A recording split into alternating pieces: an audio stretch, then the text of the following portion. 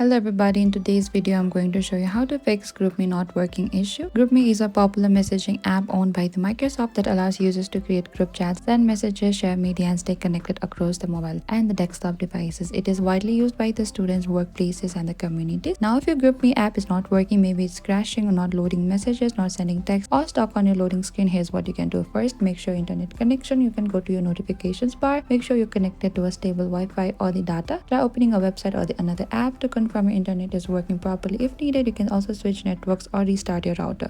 Second, you can simply restart your app. When you open to your Groupme, you can simply close it off and reopen it again. And sometimes a simple restart fixes the temporary glitches as well. And the third, you can also update the app. You can go to the app store and search for the Groupme app, and over here you can find your Groupme here, and you can also select update if there's any update available. Running an outdated version can cause the performance issues as well, and also restart your device. A quick phone restart can resolve the background software conflicts. And that is it. These are the most effective ways to fix Groupme not working problems quickly and easily. If you have any queries or confusion, please comment down below and we will reach out to you very soon.